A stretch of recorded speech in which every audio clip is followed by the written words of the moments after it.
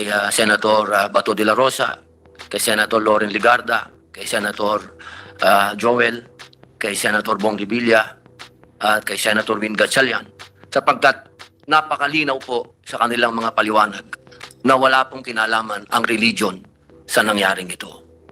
Ito po ay paglilinaw sapagkat napakarami pong lumalabas sa social media na gustong parang ibalik ang mga iniiwasan po nating mga katagang away ito ng Muslim at Kristiyano, na ito po ay gusto nilang paigtingin. Ako po ay nagpapasalamat sa mga kaibigan kasama natin sa Senado sapagkat napakalinaw po na wala po ito sa katuruan ng aming religion.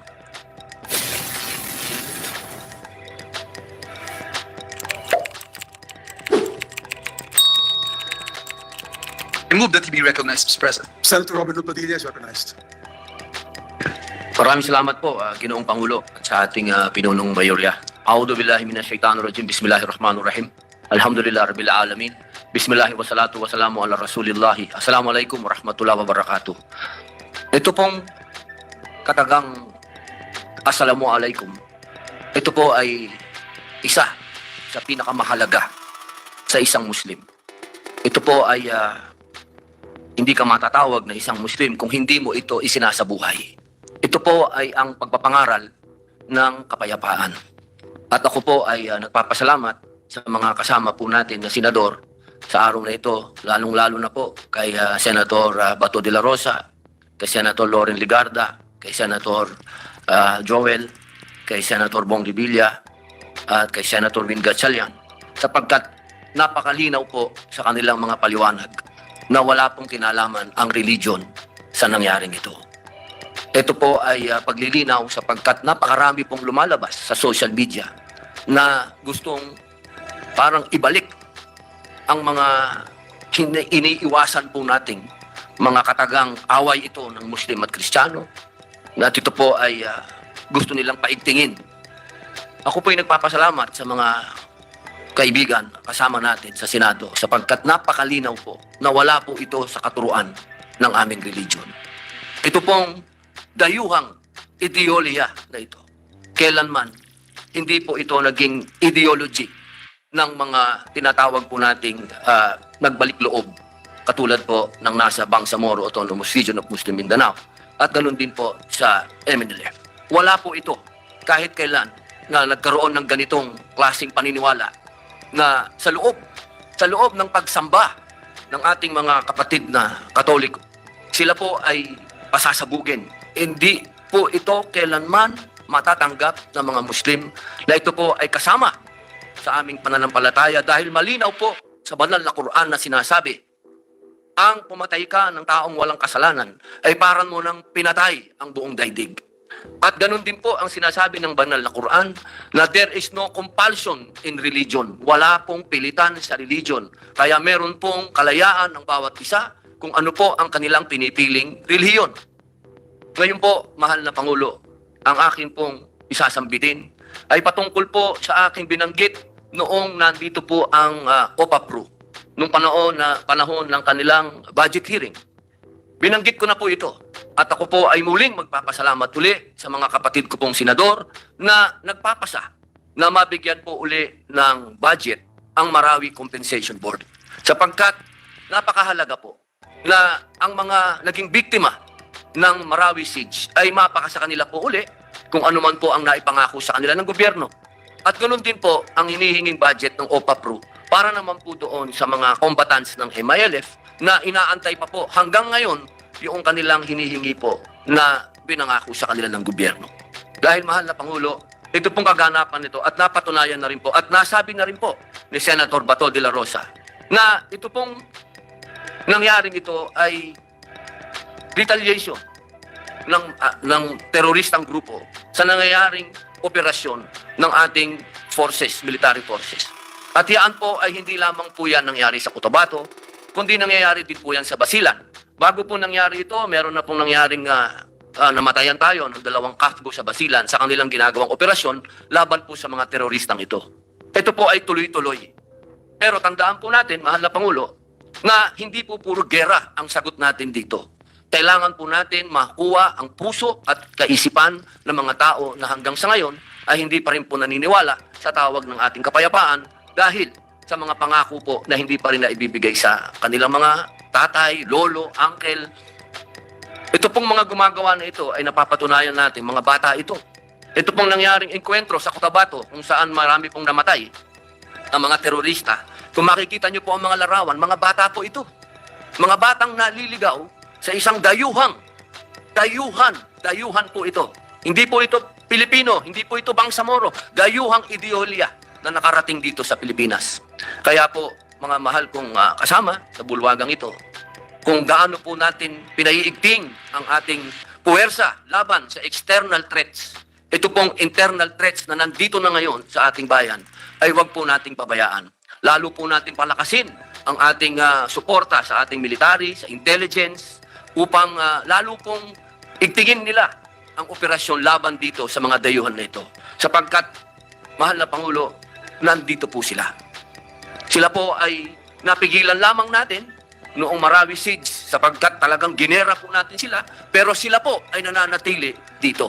Kaya po muli, ako po'y nagpapasalamat sa inyong suporta, sa inyo pong binibigay, lalong-lalo na po sa nakaraang budget, napakalaking bagay po yon na muli po niyong tutulungan ang Marawi Compensation Board at ang OPA-PRO. Ang gusto ko lamang pong huling sabihin, mga mahal kong kasama, ang pasasalamat sa inyong lahat na inyo pong niliwanag na wala pong kinalaman ang Islam dito. Ito po ay mga terorista at kailanman hindi po sila ang representasyon ng mga Muslim. Maraming salamat. Salamat po. Maraming salamat, Senator. Thank you, Mr. President. Thank you, Senator Robin Hood. Next one who is seeking the floor, Mr. President, is Senator Rafi Tulfo. I move that he be recognized, and then afterwards, Senator Bongo and Senator Risa Ontiveros. Our distinguished colleague, Senator Rafi Tulfo, is recognized. Thank you, Mr. President, and my dear colleagues, and to the Filipino public, lalo na sa ating mga kababayan sa Mindanao. Akin pong maling kinukundinang nangyaring pambobomba sa Mindanao State University sa Marawi, kung saan 11 na po ang namatay at 45 po ang nasugatan. Walang puwang sa ating bansa ang ganitong karumaldumal na atake. Ang pagpapasabog sa isang eskwelahan, isang lugar na dapat ay neutral sa kahit anong sigalot. At habang nasa isang religious ceremony, ang mga tao ay hindi katanggap-tanggap. Ito po ay isang plain and simple na kaduwagan. Mga kababayan, huwag po tayo papayag na sirain ng mga ito ang kapayapaan sa ating bansa. Lalong-lalo na ang kapayapaan na unti-unti na nating pinagtulungan na ibalik sa Marawi. Sa mga kapatid natin sa Marawi na naapektuhan ng pagsabog, makaasa po kayo na hindi kami bibitaw at ipagpapatuloy namin ang suporta sa inyo upang tuloy-tuloy ang pagbangon ng Marawi. Para sa mga pamilya ng mga nasawi, pati na rin po ang mga nasaktan, kami po ay nagkikipagdalamhati sa inyo at hindi po namin kayo pababayaan. Nandito ang inyong Senado sa tulong ng National Government at LGU na siguraduhin ang agarang tulong ay makakarating sa inyo. Sa sambayan ng Pilipinas, tayo po ay manatiling kalmado. Huwag po tayo agad-agad gagawa ng konklusyon sa nangyaring pagsabog. Ang gusto po ng gumawa nito ay mabanggain ang iba't ibang sektor. Hindi tayo dapat magpadala sa mga ganitong diskusyon dahil isa lang po ang sigurado dito. Ang naganap na pagbomba ay isang act of terrorism na ang nais ay maghasik ng takot sa mga tao at i-destabilize ang kaayusan sa ating bansa. Ngayon pa lamang ang ating mga enforcers, pati na rin ng AFP, ay gumagalaw na upang panatilihin ang seguridad ng ating mga kababayan sa Marawi. At bilang inyong senador, kaisa po ako sa matututok upang maimbestigahan ito agad para malaman at mahuli ang may kagagawan nito at mawalang agam-agam at spekulasyon sa ating mga kababayan. Muli, nananawagan ako sa mga sambayan ng Pilipinas na ating respetuhin ang isa't isa. Magkakaiba man tayo ng reliyon, paniniwala at kultura, isang lahi po tayo. Lahat tayo Pilipino. Ang Pilipinas ay para sa Marawi, ang Marawi ay Pilipinas. Thank you, Mr. President. Our distinguished colleague from the province of Cavite, Senator Bong Revilla, is recognized.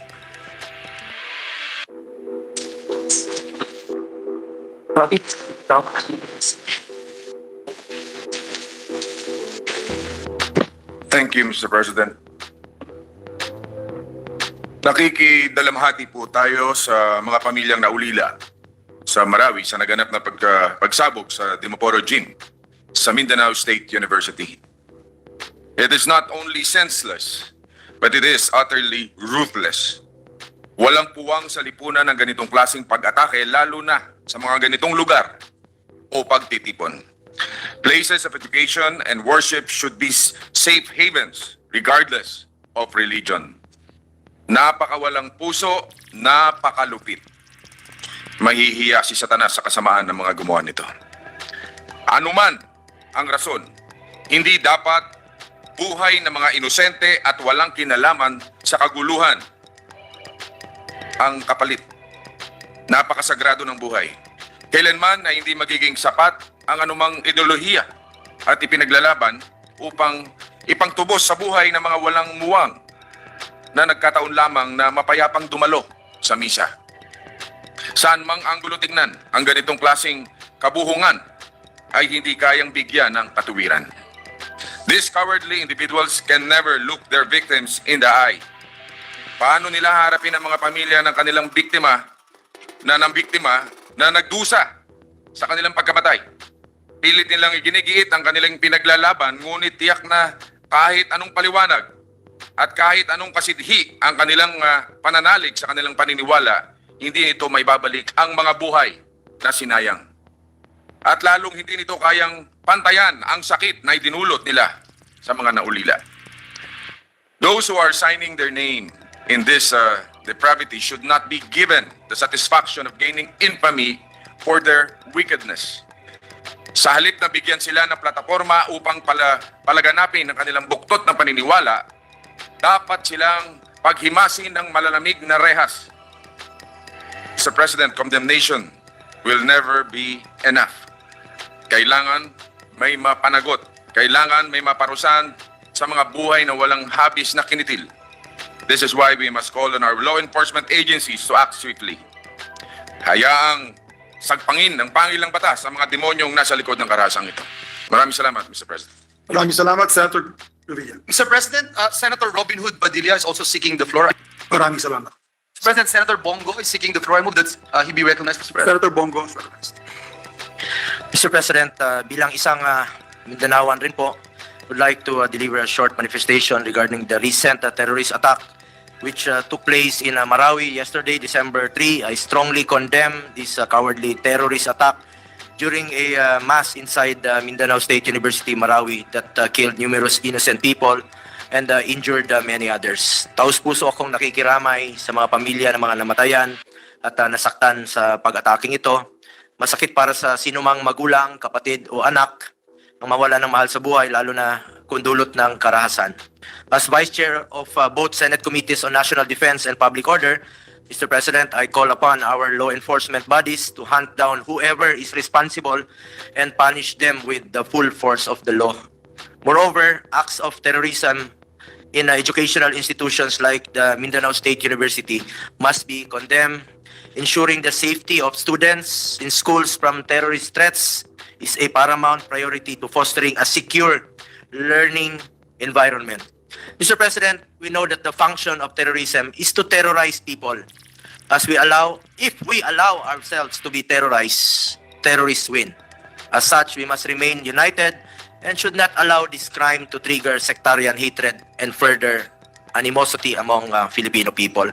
Our brothers and sisters in Marawi have already emerged from the dark ashes of the Marawi siege. Di pa nga po totally talaga nakaka-recover yung mga kababayan natin. Nabanggit po kanina, tuloy-tuloy pa rin po yung compensation. In fact, talagang kulang pa rin po yung compensation nila. At di pa sila totally nakaka-recover doon. Yung mga gusali doon, di pa natatayo totally. At naalala ko, 2017, 10 times po kaming pumunta ni former President Duterte mismo doon sa Marawi kung saan po nagaganap yung gera nung panahong yon. At nalulungkot po ako na ito na naman po, meron yung mga teroristang nananakot. We must not let another terrorist act derail efforts of achieving long-term peace and development in Marawi City, where people of different faiths have historically coexisted in harmony and mutual respect. Mas marami pong mga kababayan natin na gusto pong mabuhay ng tahimik at walang karahasan. magtulungan po tayo. Thank you, Mr. President. Mr. Madam President, our Deputy Minority Leader, Senator Risa Ontiveros. Senator Risa Ontiveros. That should be recognized. And then afterwards, Senator Francis Tolentino. Thank you, Mr. President. Salamat kaayo, Mr. President. Kaninang umaga, nagpahayag po ako sa ating mga kababayan ng katiyakan na walang justification talaga po para sa itong gawain ng purong pagkamuhi at karahasan. Kaisa po ako ng buong bansa sa pakikiramay sa lahat ng nabiktima ng terror bombing incident sa Mindanao State University, Marawi City at sa pagsingil ng hustisya mula sa Islamic State at lahat ng nasa likod nitong atake laban sa mga inosente. Suportado natin ang PNP, ang AFP at iba pang ahensya sa paghahanap ng buong katotohanan at katarungan ukol sa terror attack na ito. Nananawagan din ako sa ating law enforcement agencies na palakasin ang security efforts sa mga eskwelahan at iba pang pampublikong lugar upang maiwasan ang anumang banta pa sa seguridad ngayong holiday season. At huwag po tayong magkakamali, Mr. President, ang ataking ito, gaya ng sinabi ng good gentleman mula sa Davao na si Sendo Roy de la Rosa at ng ating iba pang mga kasama, itong ataking ito ay may sadyang magtanim ng pagkakahati-hati at kawalan ng pagtitiwala sa pagitan nating mga Pilipino. At ngayong hapon, Mr. President, kasunod ng privilege speech ng good gentleman mula sa Davao at ng good gentleman din mula sa Bicol at Mindanao, si Sen. Robin Padilla, nais ko po lang idagdag, napakasakit talaga at napakabastos ng timing na ginamit ng gumawa nitong terror action. Misa para sa unang linggo ng Adbyento. Ang unang linggo pa naman ng Adbyento para sa ating mga Katoliko at alam ng lahat ng mga mananampalataya ay may temang pag-asa. At yung pag-asang iyon ang gustong pasabugin at durugin ng mga gumawa ng terror attack na ito. At pangalawa, Mr. President, nabanggit po ng ilang mga kasama natin ang mahalagang patuloy na trabaho ng Marawi Compensation Board. Alam niyo po mga kasama, isa pang balita natin mula sa Marawi City ngayong araw ay sinuspinde muna ng Marawi Compensation Board ang pag-award nila ng compensation ngayong linggo ng ika-4 hanggang ika-8 ng Disyembre. At yan ang kanyang long-term effect na gustong likhain ng mga gumawa at gumagawa ng ganitong klaseng mga terror action. Isa-isang tabi ang pag-asa, bigyang daan ang pagkabigo, ang resentment, at ang lahat pa ng mga sama ng loob na ginagamit nila para sa kanilang madilim na layunin. Kaya dagang salamat, Mr. President, at nakikisa po ako sa privilege speech ng good gentleman mula sa Davao at sa lahat ng ating mga kasama na kinokondena itong terror act na ito. Susuporta sa pagbibigay daan ng katotohanan at katarungan sa mga namatayan at mga nasugatan at ang buong komunidad ng MSU Marawi City at patuloy tayo pong lahat bilang Senado, patuloy na magsusulong ng pangarap nating lahat ng isang tunay, makatarungan at pangmatagalang kapayapaan sa buong bansa. Salamat kaayo, Mr. President. Thank you very much. Mr. President, move that we recognize the gentleman from Cavite, Senator Francis Tolentino. Senator Tolentino is recognized. Mr. President, I join our colleagues as well as the Chairman of the Committee on Public Order as we collectively condemn this reprehensible act of violence that took place at the Mindanao State University. Mr. President, last week I was able to witness a Committee on Public Order hearing chaired by Senator De La Rosa, wherein I heard parents cry due to the recruitment of the NPAs within campuses. Mr. President, it's about time that we strive for a Philippines wherein campuses will be sanctuaries of learning and not scenes of sorrow, Mr. President. Maraming salamat po. Maraming salamat. Senator JV Ayuso is recognized. Yes, Mr. President.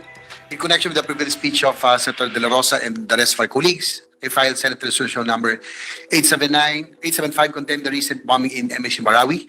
And likewise, we urge the military and other law enforcement agencies to undertake the necessary steps to bring the perpetrators to justice. And likewise, again, we condemn this terroristic and cowardly act, and we pray for the victims. Thank you, Mr. President.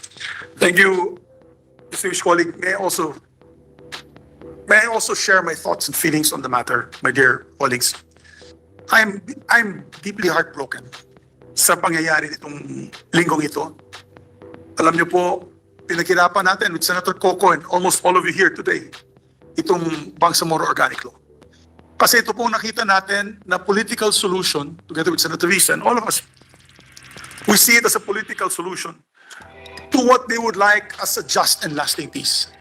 The operative word is just, not just peace. Talagang binuhusan natin ng pagod, ng sakripisyo, ng iyak, ng dugo, ang pagpasa ng batas na ito. Sana hindi masayang po lahat ng sakripisyong ito.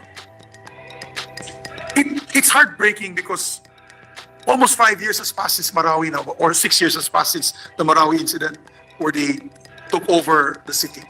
And since then, we have taken leaps and strides para mabigyan ng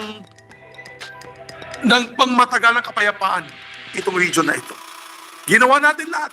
Ako mismo, Your Honors, I was the author of the National Commission for Muslim Filipinos, which elevated it from the Office of Muslim Affairs to a cabinet rank secretary, head of the NCMF, para magbigyan ng boses ang ating mga kapatid na Muslim dito sa ating kabinete. Umasa din po tayo ng isang batas ukol sa kanilang holy, no? Holy or hallowed day, which is Eid al-Adha. We passed together the Eid al-Adha law. Dahil nga sa ating bansa, napakarami nating Christian holidays at napansin po natin na hindi natin nabigyan ng sapat na atensyon ng ating mga kapatid na Muslim. Sa pagpasa po natin ng Bangsamoro Organic Law, we gave them the autonomy that they have sought for so long. Ano po yan? Pag-set up ng sarili nilang parlamento sa sarili nating bansa, we are a republic. But in their territory of the Bangsamoro Autonomous Region of Muslim Mindanao, they are governed by a parliament whose leader is chosen amongst themselves, which is the chief minister. We have given our brothers in the BARM a block grant para hindi na po nila kailangan pumunta dito at umapela para sa kanilang pangangailangan na budget. Automatic na po ang budget sa kanila. We even created a Supreme Court for them, recognizing the Sharia law with the Sharia Supreme Court, with the Sharia Supreme Court justices, to show our respect on their religious beliefs and their culture. We even created a position of wali. Wali is the respected leader who is supposed to be above the chief minister. Siya po, kung sa Malaysia pa, yan po yung hari. At yan po ay appointed ng napakaraming sektor. At sila po nag-a-appoint yan. Ang gusto ko sabihin po mga kababayan, wala po tayong pagkukulang sa paglabas po ng ating kamay sa ating mga kapatid, sa lahat ng sulok ng ating bansa, na minamahal natin sila. Ang gobyerno ay nagmamahal sa kanila. Even after the Marawi incident, we passed the Compensation Act of Senator Bato de la Rosa, na ngayon pinupondohan na po natin together with the projects of OPA. Kaya, gusto po din natin umapela sa Bangsamoro Autonomous Government. Tulungan niyo po ang ating gobyerno hanapin itong mga balasubas, walang hiya at mga I can't even say the words without being stricken off the record, na mga taong ito na dapat ulihin itong mga ito, hanapin kung saan sila. If they are foreign in nature, mas mabuti. Utilize the Bureau of Immigration and all our assets and intelligence officers and make sure we apprehend these individuals immediately because they do not represent the religion. Tamang sinabi ni Senator Robin Hood Padilla, marami pong mga kapatid kong Muslim, kapitbahay ko po sa Mindanao, ay napakabait. They're the first to help government and they're the first to assist in all programs for peace and prosperity. As a matter of fact, yung nagbigay po ng mga information sa akin nung araw ng bombing ay ating mga kapatid na Muslim na nakatira sa Marawi. At sila po'y galit na galit. Dahil ang sabi nila, diyan na naman, babalik na naman ang galit ng buong Pilipinas sa amin. Kaya ako din ay umapela sa ating mga kababayan. Hindi po ito kasalanan ng reliyon. Hindi po yan ang tinuturo ng kanilang reliyon. At tama po sinabi ni Senator Robin Padilla, when you greet a fellow Muslim, you say Assalamu alaikum, which is peace be with you. And you answer Malaikum Assalam, which is also the same greeting. Peace also be upon you, my dear brother. Ganon ang kanilang opinion. Kaya, nakakasakit sa puso dahil gusto po natin na magkaroon ng pangmatagalang kapayapaan sa lugar na ito. Right after the APPF pa ito. And you know, our Muslim brothers in the APPF were so proud of the peace process. But like any other government, an ideology which is radical as theirs is very difficult to extinguish. And tama sinabi ni Senator Robin, ito yung mga bata na yun na lumalaban at nadadala sa kanilang ideology. As a fellow Mindanaoan, I can only hope and pray that our area, our land in the south will continue to flourish due to peace and all the peace efforts that we are doing for our countrymen there. And I hope and pray that we continue the efforts and not slow down the efforts because of this tragic incident of extending our arms for peace to all our kababayans in the region. And to those radicalized and continue to sow violence, we ask the armed forces of the Philippines and all our armed services to apprehend these people as soon as possible time and bring justice to all the victims of those who have died in Marawi, all these innocent lives, all these people praying for peace. My feeling is beyond words, and I'm just so heartbroken. But we must do our job and soldier on. Therefore, I like to order the Secretary that on Wednesday we will have an executive session and invite the DND, the Philippine National Police, the AFP, NSA, and the NICA to be with us to brief the Senate on the situation.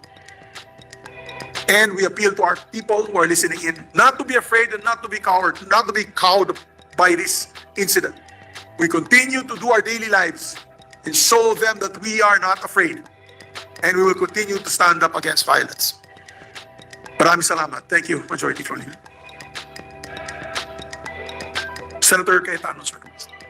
Thank you, Mr. President. Just a short manifestation. I join my colleagues in expressing our deepest sympathies for the loss of lives, the injuries, and the trauma that our brothers and sisters in Marawi, particularly those who were attending the mass in MSU, went through. It's not just really the loss of lives, but it's the trauma of the whole community. As his honor mentioned, na yung feeling na eto na naman tayo, yung tahimik na samahan nila magugulo ngayon ng thoughts of distrust among each other. And we join our colleagues in our call for the immediate action of the authorities to that is, I think, the one step that can be taken to give a small degree of peace to the community and the loved ones who were left behind, that we are equally outraged. Malayo man tayo geographically sa kanila, wala tayo doon sa time na nangyari yun, pero maramdaman nila na ganun kahalaga ang mga buhay ng bawat isa sa kanila. Mr. President, I'd also like to share that in the event I had earlier today, it was an event to recognize that violence against women and children do happen. And our event is entitled Walk in Her Shoes. And if our colleagues and everyone here in the Senate takes time to go through it, there are booths that show the lives of different women. From may farmer, may OFW, and then there is one who is from Mindanao, and her story, because you'll press the audio and you maririnig mo yung boses nila, and then there's a summary of their story. And her story is actually a story of armed conflict. Yung bata pa lang siya, she had to flee her home because of armed conflict. And so, yan nga ang pangarap ng Mr. Senate President, hindi ba, nung pinasa natin yung batas na yan, precisely so that matapos na natin ito, that these are people who will not have to flee their homes.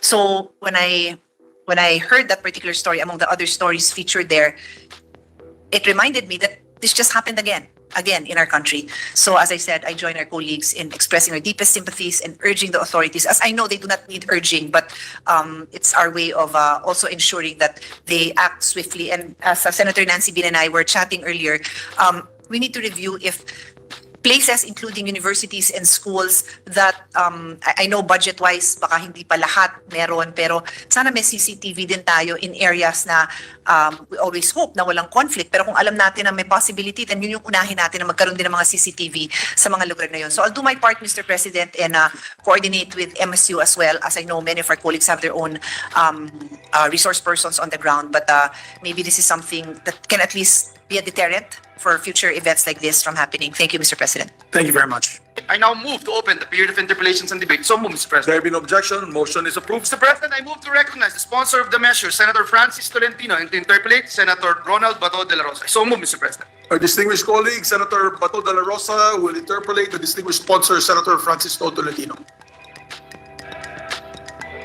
Thank you, Mr. President, Majority Leader. Well, the good gentleman from Cavite yelled to only three questions pertaining to this mission, Mr. President. Yes, Mr. President, willingly to the gentleman from Davao del Sur, Bohol, Panglao, Clarin, Marawi, Mr. President. Yes, Mr. Yes, the first question, Mr. President, is why is it necessary to enact the Maritime Zone Law? Mr. President, napakagandang tanong po niyan, and for three reasons, Mr. President. For three reasons. Bakit kailangan po natin yung Maritime Zones Law? Ngayon nagbabadya na naman po, Mr. President. Merong 135 boats na nandoon na uli sa paligid ng West Philippine Sea. Three reasons, Mr. President. A Maritime Zones Law will enable the establishment of the metes and bounds of the Philippine maritime jurisdictions under the UNCLOS, another relevant international law. It will likewise identify the geographic areas over which the Philippines can exercise its full sovereignty, exclusive sovereign rights, or specific jurisdictions. Legal clarity is an essential foundation for maritime governance and law enforcement. The Maritime Zones Law is a long-awaited first step in laying this foundation in order to more effectively pursue our national security interests, strategy, and policy in our sea areas. Number two, Mr. President, in practical terms, the Maritime Zones Law will set clear parameters for administrative and enforcement agencies, specifically the NAMRIA, the National Mapping and Resource Information Authority, the Philippine Navy, the Philippine Coast Guard, the Philippine National Police Maritime Group, and the Bureau of Fisheries and Aquatic Resources to perform their functions in the field for securing our maritime domain and protecting our maritime resources for the exclusive benefit of Filipinos. Any doubts remaining as to the location and nature of enforcement will be removed once and for all. Liliwanag na po, Mr. President, kung saan ba talaga ang boundary ng ating mga bahura, kung saan ang boundary ng ating mga shoals, kung saan ang boundary ng ating mga islas, Mr. President. And finally, Mr. President, thirdly, a Maritime Zones Law will ensure that the Philippines asserts and exercises sovereign rights of the Philippines not only over its legal 200 nautical mile continental shelf, but also lays the basis for the extended continental shelf beyond 200 nautical miles. And I am now referring to the newly established Philippine Rice Region. Ito po yung dating Benham Rice. It will put other states, other countries on notice that no foreign entity or person can explore or exploit the gas, mineral resources in our seabed without the express authorization of the Philippine government and subject to compliance with our own laws and regulations, Mr. President. Yan po yung tatlong dahilan, Mr. President, kung bakit kailangang maipasa itong Philippine Maritime Zones Law, Mr. President. Thank you for that very comprehensive question, Mr. President. Good sponsor. Yeah, with your answer, no? With your answer, I really realize now that really napaka-importante may pasa itong batas na ito. Napakabigat po ang dahilan kung bakit kailangan natin may pasa itong batas na ito. So, moving forward to my second question, Mr. President, good sponsor, what will be the effect of this law with the 2016 arbitral ruling? Mr. President, the arbitral ruling will be part of the Maritime Zones Law, Mr. President. In fact, it is mentioned in Section 2 of the proposed measure, Maritime Zones, wherein the 2016 South China Sea Arbitration, PCA case number 2013-19 was specifically mentioned. Again, Mr. President, liliwanagin na po talaga nito yung magiging bahagi po ng batas na ito yung nilalaman ng arbitral ruling. And Mr. President, the Maritime Zones Bill, once enacted into a law, will clarify, again, as I've said in your previous question, the geographical extent of the country's maritime zones and the applicable legal regimes in the zones as stated in the 1982 UNCLOS. And the bill, the law, once enacted into a law, would put into effect the 2016 arbitral award, which covers only the Philippines maritime entitlements. Liliwanagin ko po. The award covers only the Philippines maritime entitlements, not the territorial claims, but leaves to the parties the task of adjusting and implementing their laws and policies in ways consistent with the award. Kaya nga po, magkakaroon tayo ng batas to enable us to include the establishment and delineation of our own maritime zone, Mr. President. Thank you, Mr. President. Just a follow-up for that second question. Ayon sa datos ng DFA, Maritime and Ocean Affairs Office, as of September 7, 2023, the Philippines has lodged a total of 41 diplomatic protests against China. The subject of this protest vary from illegal presence of foreign fishing and maritime militia vessels, illegal fishing and harassment of fishermen, among others. So how will the passage of this Maritime Zones Bill minimize, if not prevent, the incursions of the foregoing illegal activities? That's a very good question, Mr. President. In fact, Mr. President, 8 days from now, Mr. President, 8 days from now, barring no untoward incident, eh baka ito na naman ang pinag-uusapan natin 8 days from now because of the Christmas convoy that will be approaching the Ayungin Shoal. Alam po yan ni Senator Ontiveros. It will really raise a big howl as to whether we're allowed to deliver Christmas gifts to our Philippine Navy troops on board the BRP Sierra Madre. Alam ko po, naggagayak na silang papunta ron. Hindi po mapipigil kung ano po yung gustong gawin ng People's Republic of China kung talagang tayo ihaharas. Subalit, Mr. President, with the passage of the Philippine Maritime Zones Law, it will fortify our claim. It would add another piece within our diplomatic toolbox to use. Kasi po, ang kinukutsa sa atin ng China, wala nga kayong Philippine Maritime Zones Law. Bakit nyo sinasabing inyo to? Nakalagay lang sa UNCLOS, ganyan, 200 nautical miles, exclusive economic zone, pero ba't hindi kayo makagawa ng Maritime Zones Law? So siguro po, kung sakaling naipasa ito, pakatapos tuloy pa rin sila sa pangaras, maliwanag po yun na yung sinabi nila dati, ay baka kakainin na nila na wala tayong Maritime Zones Law. Again, a law cannot prevent a violator from transgressing the law. Similar to the topic which you initiated in today's plenary, the reprehensible bombing attack that happened yesterday at the Mindanao State University, may batas naman pong bawal talaga yun eh. Pero pag meron talaga masasamang tao na gagawa, talagang gagawin nila. Ganon din po siguro kung yung kahit may batas na tayo, kung meron pa rin kung gustong sumagasa doon sa batas, kagaya po ng ginagawa at baka gawin pa, wag naman sana, ng People's Republic of China, ay hindi naman natin sila maaawat. But just the same, mas matibay po yung ating claim na hindi na lamang entitlement. Claim na ho talaga nakikilalanin ng buong mundo at na maging ng United Nations, Mr. President. Thank you, Mr. President. Good sponsor for that answer. Now, let's move to the other side of our geography. Let's talk about Sabah, Mr. President. How will this will this law have an effect on our existing claims in Sabah? Napakaganda pong katanungan yan, Mr. President. Napakahirap din sagutin. But before you answer that question, Mr. President, with the passage of this bill, yung Sabah ba ay naisama doon sa yung ating gagawing maritime zone law? Or hindi? Mr. President, let me let me explain. Yes. Yung atin pong maritime zone law ay our maritime zone law is anchored literally on UNCLOS, United Nations Convention on the Law of the Seas.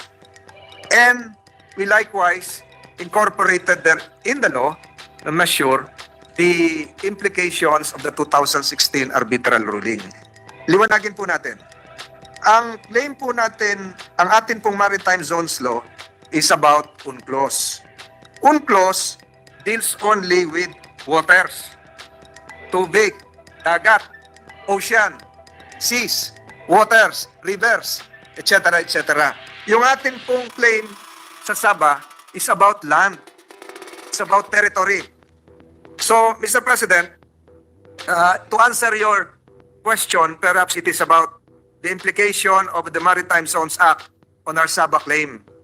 UNCLOS does not settle territorial or sovereignty disputes between states.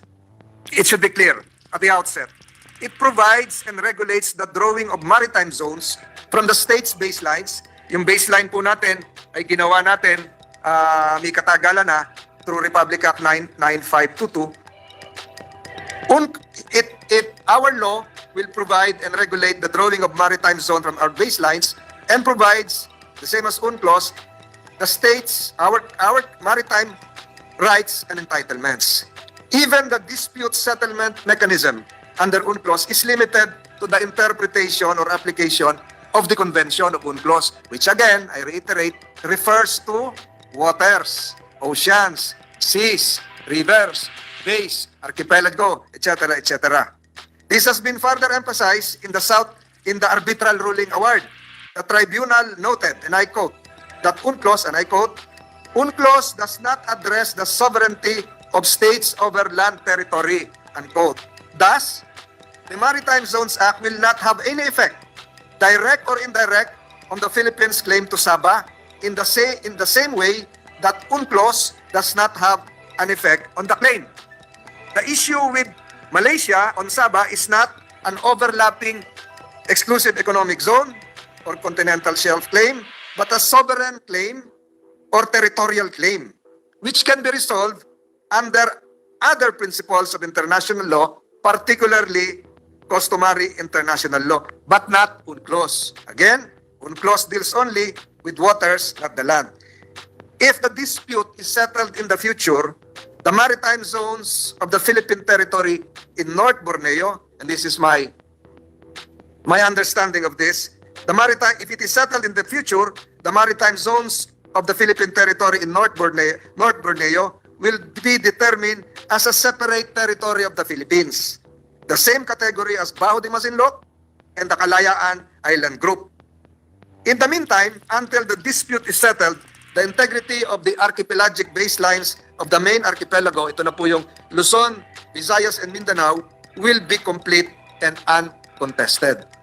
Meaning to say, it has no implication insofar as our Sabah claim is concerned. It will not diminish, it will not dilute, it will not affect our claim over Sabah because it is not part of UNCLOS, Mr. President. Thank you, Mr. President, for that very clear answers. And with that, I would like to thank the good sponsor for answering my questions and giving us a very clear understanding about this proposed measure. So, I would like to terminate my interpellation, Mr. President. Thank you, Mr. President. Good sponsor. Thank you again to the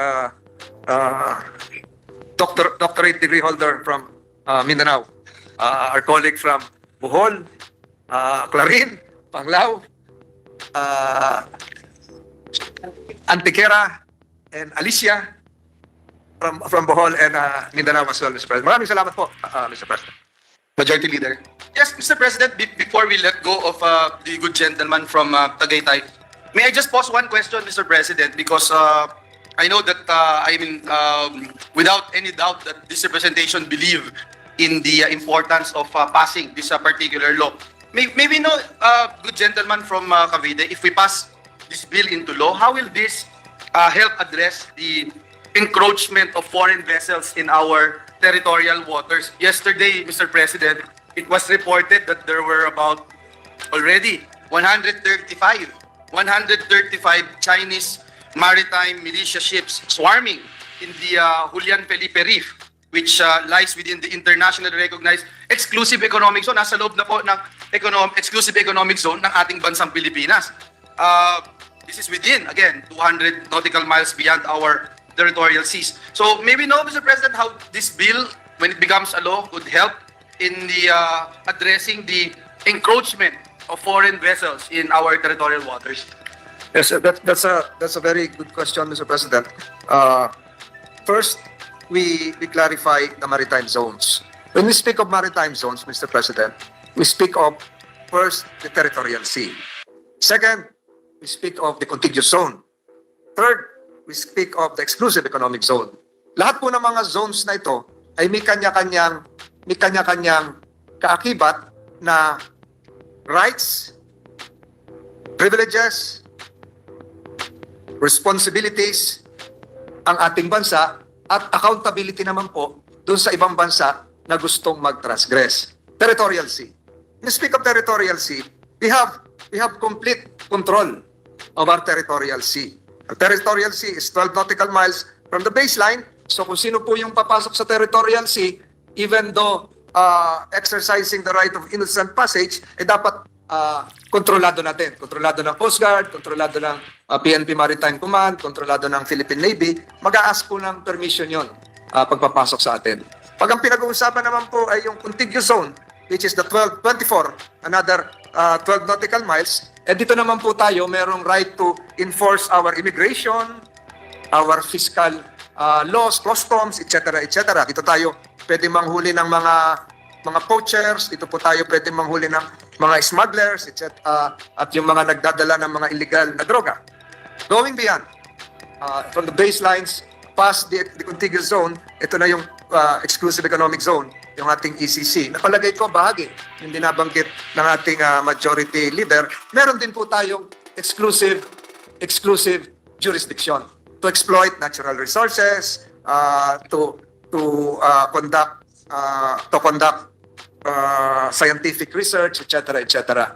Yung pong ginagawa ng China ngayon, doon po sa Julian Felipe Reef, na bahagi ng ating exclusive economic zones, na bahagi ng Spratly Islands Group, na kineklaim din ng Vietnam, ng China, partly Taiwan, at ng ating bansa, ay isang usapin na maliliwanagan pagpasa po ng ating Maritime Zones Law. Dahil the Maritime Zones Law will provide the statutory basis for the exercise of our rights and jurisdiction in the said area. It is a step toward addressing the challenges in the area because it will clearly establish the geographical extent of our maritime zone and the kind of authority or jurisdiction which we can enforce or exercise. So, ulitin ko po. The Maritime Zone Law will not settle, it is not aimed at settling territorial issues. It will merely clarify the geographical extent of our country's maritime zones and the applicable legal regimes in these zones as stated in UNCLOS and under the 2016 arbitral ruling. Ang sinasabi nga ho ng China, claim kayo ng claim, wala nga kayong Maritime Zones Law. Siguro po, pag na-submit na natin sa United Nations at naaprubahan po ng Senado, dahil ito po ay naaprubahan na ng lower house at na-submit na natin sa United Nations, maliliwanagan na talaga kung saan yung boundary natin doon po sa Julian Felipe Reef. At hindi lamang po ito usapin ng kung sino nauna, it will enhance our government's use and regulations to improve our maritime governance. So Mr. President, hindi po sa pagpapasa ng batas na ito, may tataboy natin kaagad. Overnight yung 135 boats na nagkumpul-kumpul ngayon, nagsaswarming doon po sa Julian Felipe Reef. Hindi po ito overnight na pag naipasa natin ay sila po ay biglaang mag-aalisan. But it will clarify to the entire international community that it is part of our exclusive economic zone because the metes and bounds will be clarified, Mr. President. This is actually a continuation of what we started last week, so we will not take long, Mr. President. Last time we asked about the budget implication of this bill, Mr. President. The section 17 in page 9, which is about appropriation, it talks about an initial funding of 1 billion pesos shall be included in the annual appropriations of the DND for the purpose of implementing this act. So, we know, Mr. President, when this bill becomes law, what would be the expenses necessary for fleshing out the bill, Mr. President?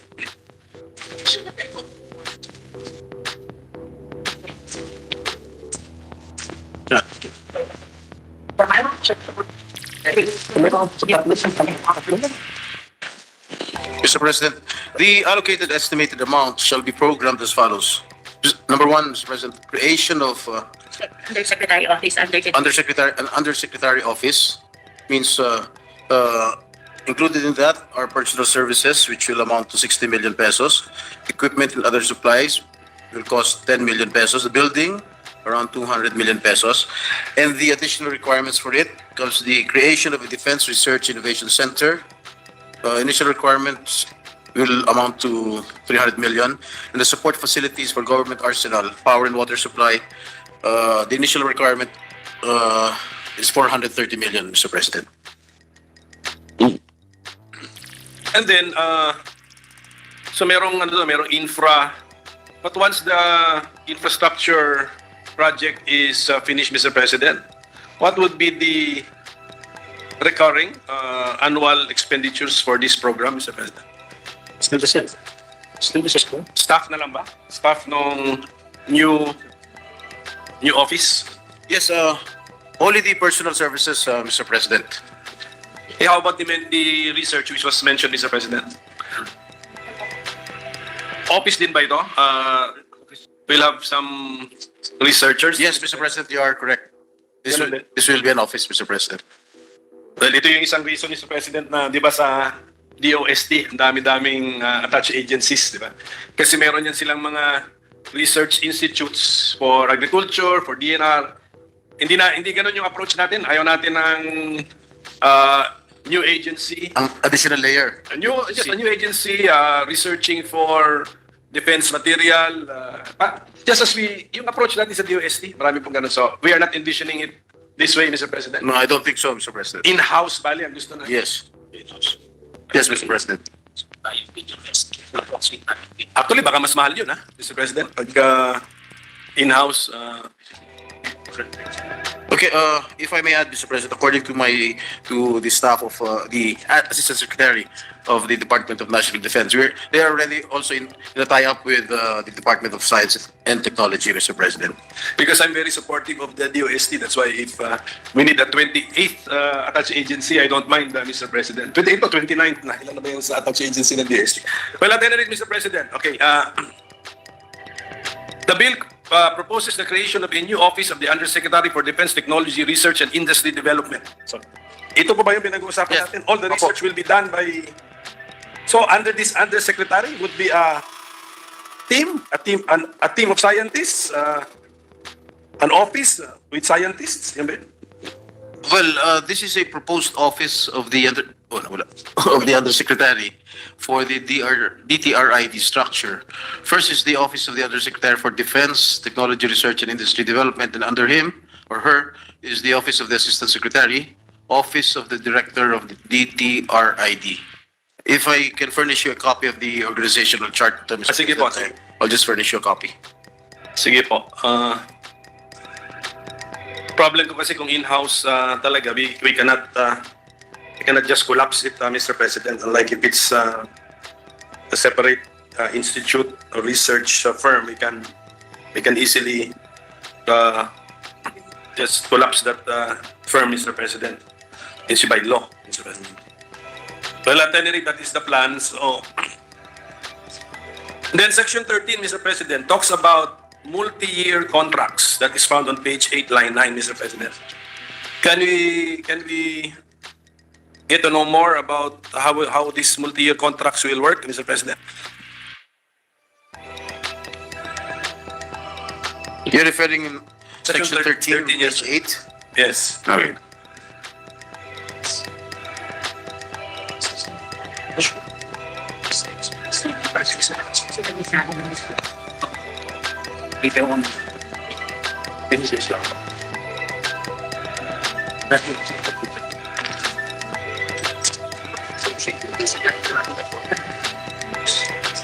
Just a minute, Mr. President.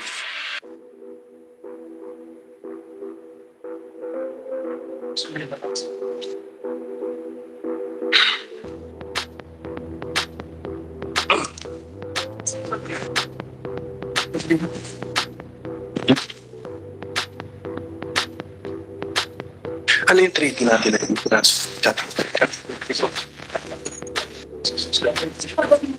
You just write it down. Anong requirement?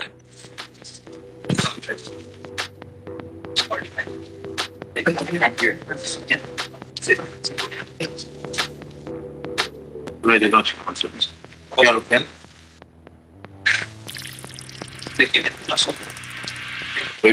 Ano yung mga basic? Mr. President, if we enter into big ticket projects, we will be paying in through multi-year contracts authority.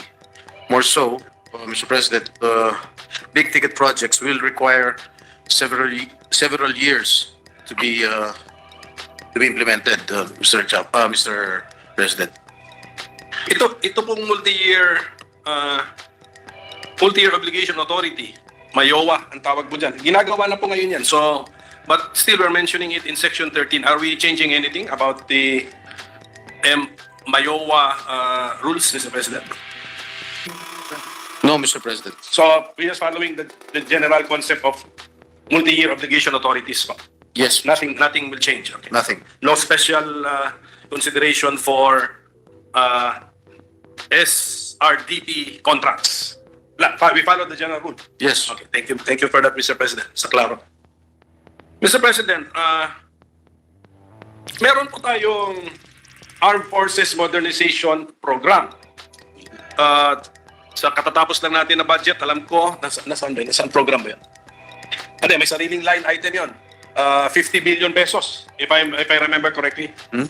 So, how will this SRDP support this AFP modernization program, which is funded year after year to the tune of almost 50 billion pesos, Mr. President? What is yung modernization and SRTP? We will use the capital from modernization for proper projects or ship, device ship. We enter into offset operations. With the permission of the sponsor, while he's waiting for the Yes, sir. the briefing.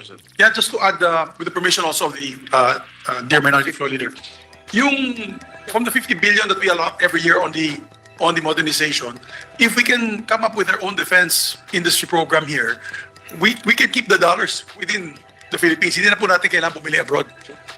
And therefore, this will now entice companies, both local and foreign, to set up shop in the Philippines. So definitely the money no longer needs to be converted into dollars. We save on the dollar conversion. We also increase jobs opportunities for our people here. Yan ang kagandahan yan for building of ships. Maybe even later on, we can start building airplanes, aircraft, transport, troop carriers. Na kaya natin gawin dito. We've seen how many small companies have converted armored vehicles, di ba? Maraming armored vehicles na yun na gawa sa Pilipinas na. Now, it can be utilized for troop carriers, for our troops. So, it will be a big help on the modernization program of the AFP. Number one, not only will we be able to save what I already mentioned, the dollars, increase in jobs, but also we are self-reliant. So kung binanggit ko nga kanina, yung nangyari sa Marawi siege, nabusan tayo ng bala, nabusan tayo ng kagamitan, at least if we set up this program, it will all be Philippine-based now. We don't have to rely on other countries importing these materials to us. Your Honor. Are the two programs going to be coordinated, Mr. President? That the SRDP will ilagay ko lang sa quotation marks, support the AFP modernization program as well as the other way around. I'm so thankful that I was briefed earlier by ASEC and Yeah. he wants it coordinated with the Horizon 3, di ba? Yes. Okay, so I will leave it to the sponsor of Thank you, Mr. President. The SRDP will be integrated through transfer of technology, Mr. President. Moreover, the SRDP contracts will support the AFP modernization program, and some projects may be required to be manufactured within the country under the Horizon 3 of the AFP-MP, Mr. President. Will be required, Mr. President. How will we do this? May be required. May be required. Okay, if we want to require it, how will we do it, Mr. President? The in-country location of the supplier or even of the bidders, Mr. President. Protect. Through offset arrangement, Mr. President, that is to protect the domestic economy by anticipating a deficit in the trade balance.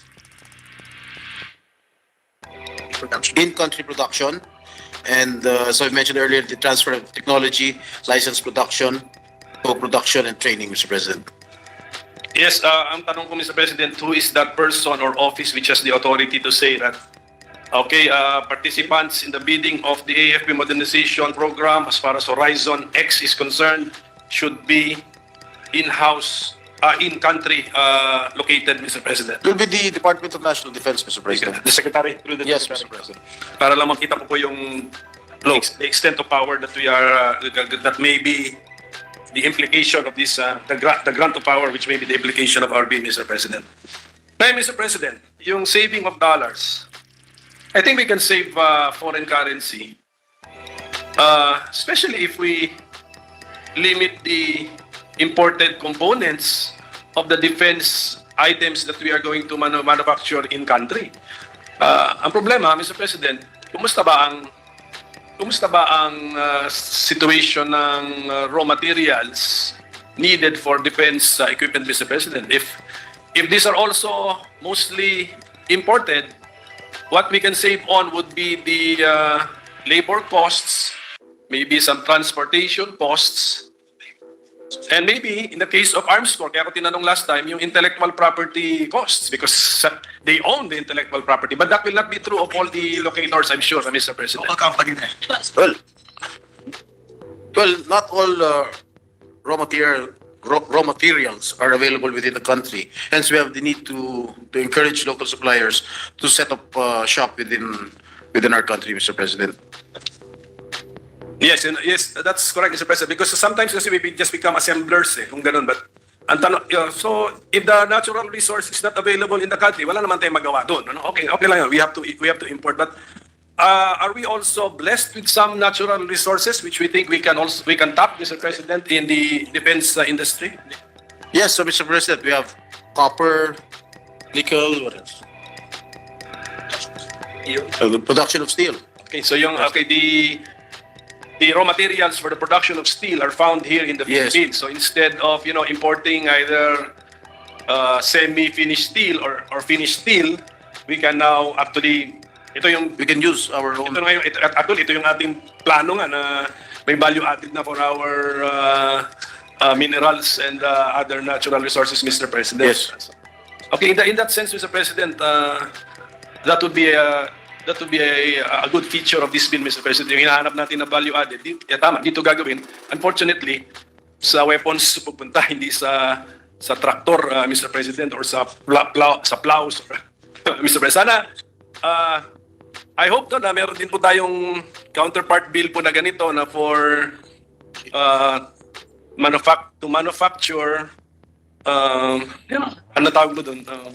Farm inputs or equipment machinery and equipment which will help in the productivity of our nation, Mr. President. So, But Mr. President, if I may add, if we have a very healthy shipbuilding industry, those shipbuilders will not only be selling to the military, they'll be selling fishing boats. Hindi na po natin kailangan bumili ng malaking steel boats from Japan.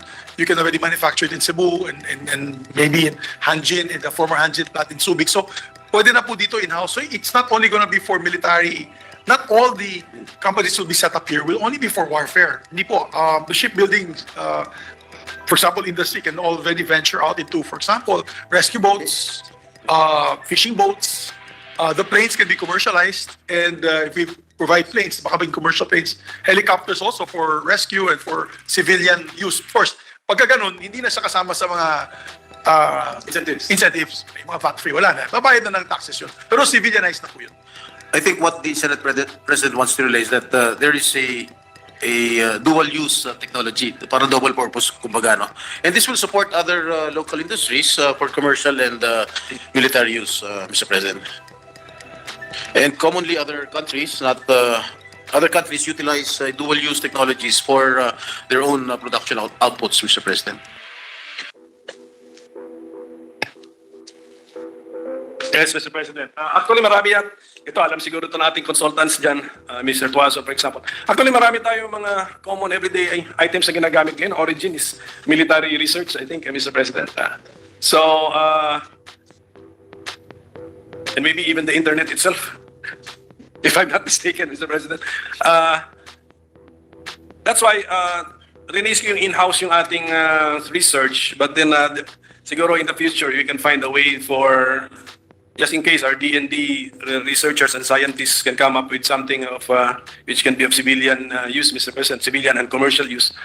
It is empowered to release the intellectual property to the DTI or to civilian government agencies for us to take advantage of the commercial value of whatever is researched or discovered or invented, Mr. President. Kaya yun yung isang angle dun sa tanong ko nga na baka research institute ang gawin natin. But at any rate, Mr. President, I think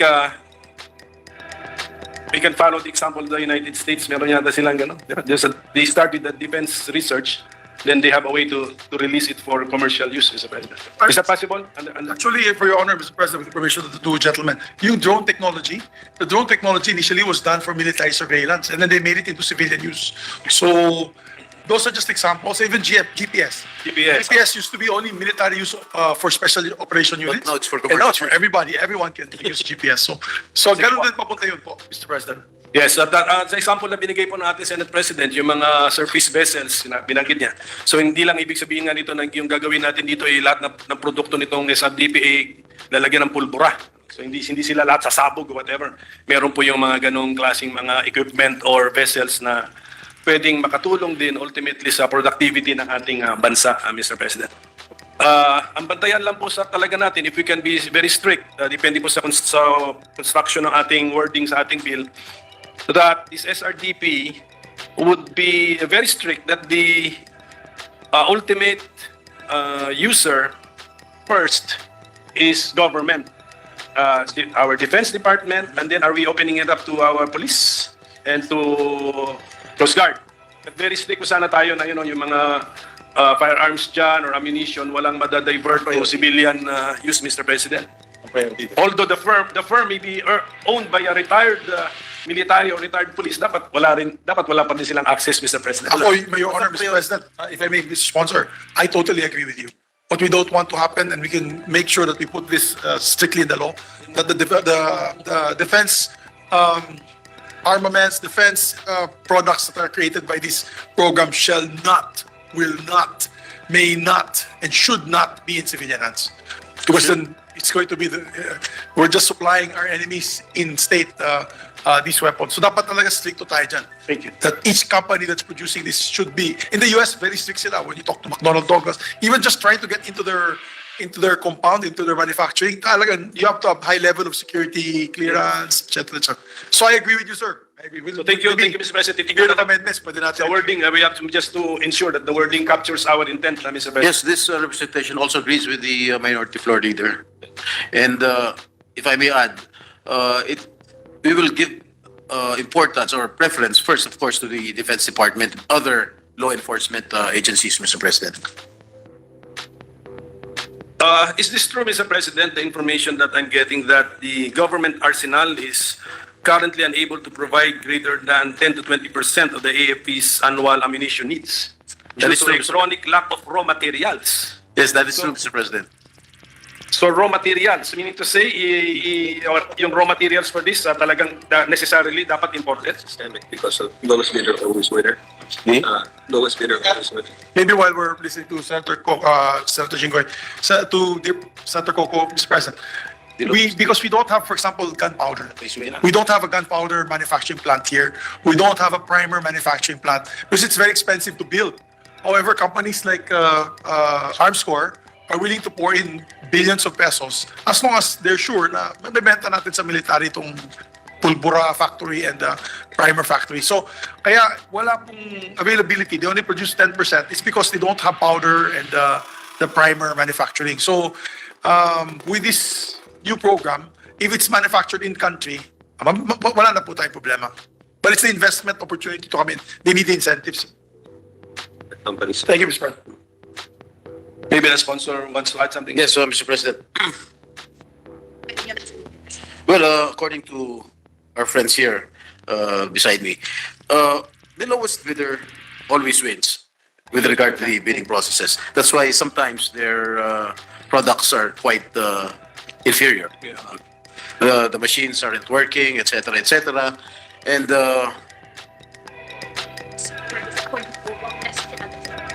according to the government, the representative from the government arsenal, the brass strips for the case and bullets are all imported, no?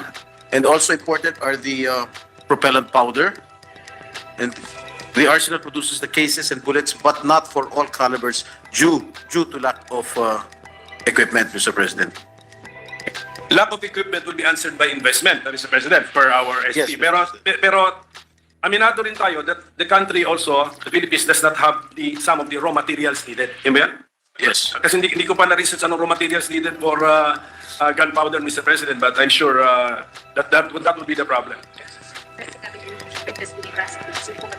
So are we making the importation of raw materials also, number one, easier or cheaper under this bill, Mr. President? Only for those under the SRDP program, Mr. President. Currently, importation rules are 1% for all raw materials. Duties import. Import duties are only 1%. It's quite easy to get raw materials. The problem again is materials. Meron ba rito? May section ba? May section ba? Basta raw materials. Meron yung section yung bago? C. Section 13 ba yun? C. 11? 11. Therefore, there's also materials as well. But also the problem is that the lack of funding. Last question. She's an answer is also the capacity of ours. They write her up by 6 million is what? 7 million. 40 million of the 160 million is 40 million, you can actually produce 40 million of Yes. when the machines are working. but we're talking about the same. Yeah, Mr. President, that's everything. Case and bullet is what ang 1%? Ano ito 1%? What is this 1%? Currently, all import duties are 1% materials. What is this? that's the taxes and duties for importing raw materials. For defense equipment, for bullets, ammunition. So, the import of raw materials, brass oil, lead. Mr. President, there is also importation of raw materials, but also the lack of funding for new machinery. Machineries that are not working limits the government arsenal. The equipment in Japanese war. And the equipments are old since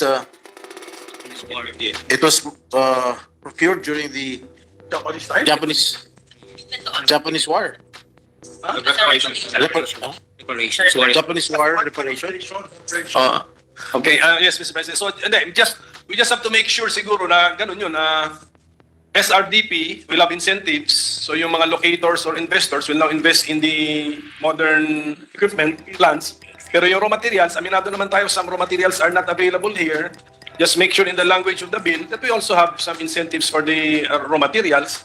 Tapos, ang incentive natin for the final product is that although locally produced, we are leveling the playing field by eliminating the VAT requirement, which is enjoyed by foreign supplied defense material, Mr. President. I think is that the logic, Mr. President? Yes, Mr. President.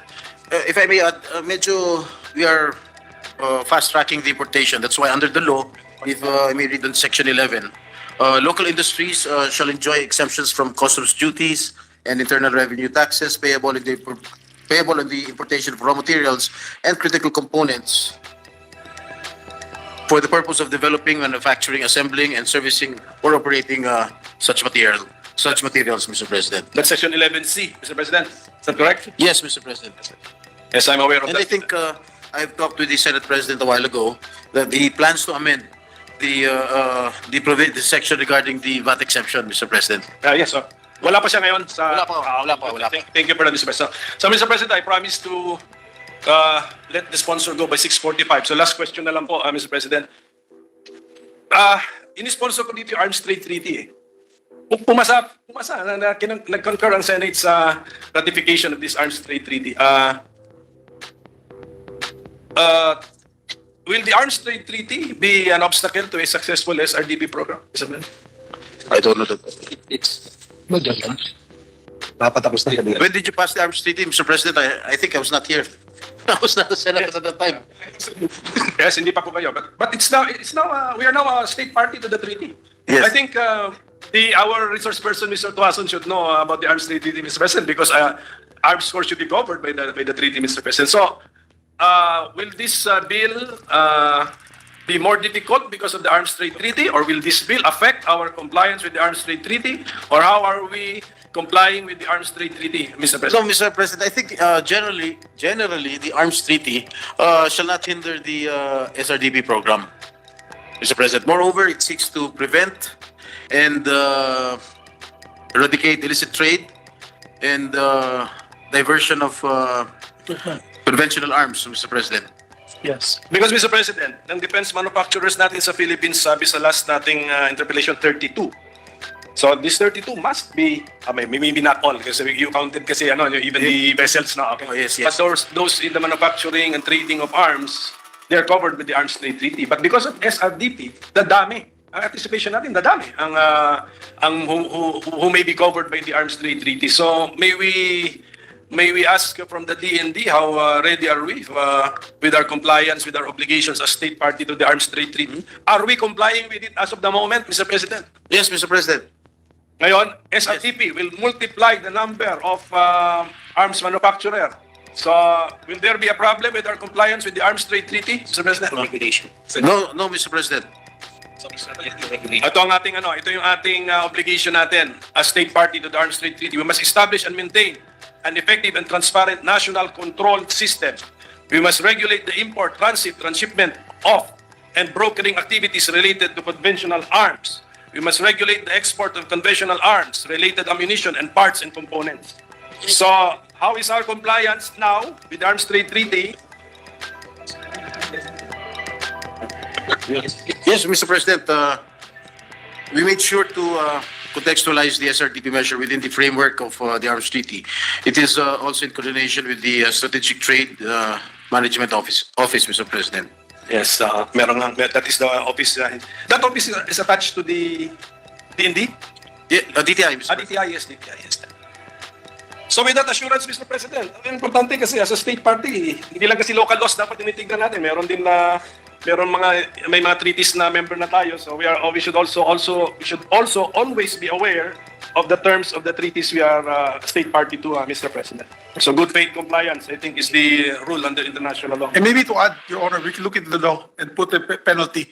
Any of the manufacturers getting support from this law, in other words, incentive of this law, if they are in violation of the treaty or in violation of our law, where they sell it to individuals or groups that are not part of the armed forces or the government or government armed services, tanggalin na. They should be, not only will they be criminally charged, but they will also be stripped off this program. And then plus the fact that we need to really keep and maintain accurate records and statistics. Even with the trade to government. Dapat, di ba, yung budget hearing, ang problema natin, when we ask for statistics and information, medyo without the data given to us, Mr. President. So I hope that when it comes to arms trading, we are very accurate, we are very vigilant, such that yung Secretariat of the treaty will put full trust and confidence to Philippine reports being submitted to them, Mr. President. Wala pa naman ako naririnig na any issue, but just as an exhortation, Mr. President. So with that, Mr. President, I will have to keep my promise to our sponsor. Sorry for the 3 minutes extension, Mr. Thank you. President. It's all right. I appreciate So it. thank you, Mr. President. Thank you, Minority Leader. Thank you. Thank you, Mr. President. With that, I move that we suspend consideration of Senate Bill number 2455 under Committee Report number 153. I so move, Mr. President. Is there objection? Hearing none, consideration of the said measure is now suspended. Mr. President, at this juncture, I move that we resume consideration of Senate Bill number 2432. This is the bill on Anti-Agricultural Economic Sabotage Act. I so move, Mr. President. Is there objection? There being a resumption of consideration of Senate Bill number 2432 under Committee Report number 118 is now in order. Thank you very much, Mr. President. Mr. President, the parliamentary status of the measure is that we are now in the period of individual amendments, and with the consent of the body, I move to resume the period of individual amendments using the clean copy of the bill as of November 29, 2023 as our working draft. I so move, Mr. President. Is there objection? Hearing none, motion is approved. Mr. President, at this juncture, I move that we recognize the sponsor of the measure, Senator Cynthia Villar, and to introduce this individual amendment, Senator Coco Pimentel, our Senate Minority Leader. So move, Mr. President. The sponsor, Senator Cynthia Villar, is recognized, as well as our Minority Leader, Senator Coco Pimentel, to introduce these amendments.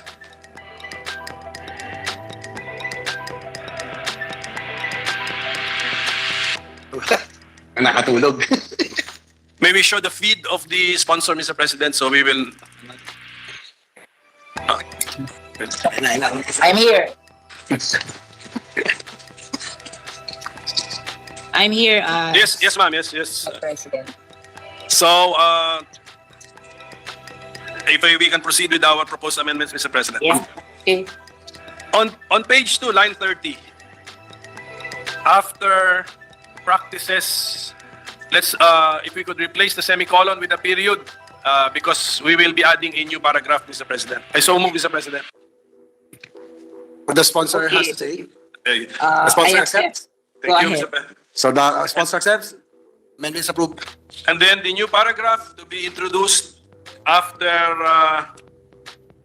section 3 sa paragraph B as the second paragraph of sa paragraph B would read as follows.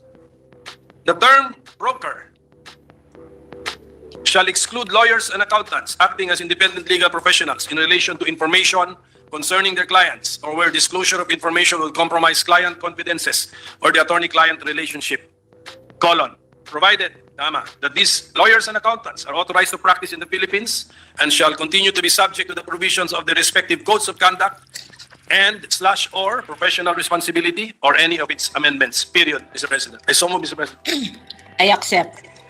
So the sponsor accepts? Amendment is approved. Yes. On page 3, line 6, after the word act. May kama ba to? Walang kama to. After the word act, delete the phrase. Delete the phrase or existing laws or regulations. This will be consistent with, Mr. President, with our earlier manifestation that we really want to be clear that we are limiting the proof which will be required by the enforcers of this law to compliance with this act, specifically the 4 crimes mentioned in this act, Mr. President. I so move, Mr. President. What does the sponsor have to say? May copy lang. I accept. The sponsor accepts, so amendment is approved.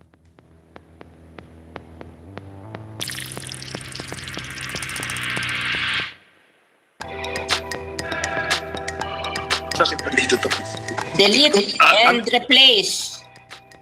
You have to replace. Mr. Minority Pro Leader, you have to replace. You said delete or existing laws or regulation and replace with, okay? Can you read what you want to replace it with? Well, Mr. President, we do not want to replace the phrase with the deleted phrase with anything, Mr. President. Actually, it will by deleting it, we achieve already our purpose, Mr. President, to limit the proof of compliance that is necessary, Mr. President. Does the sponsor accept the I proposal? accept. So it's accepted? A minute, yes, sir. So it's approved. The amendment is approved. A minute suspension, Mr. President. Session is suspended. Page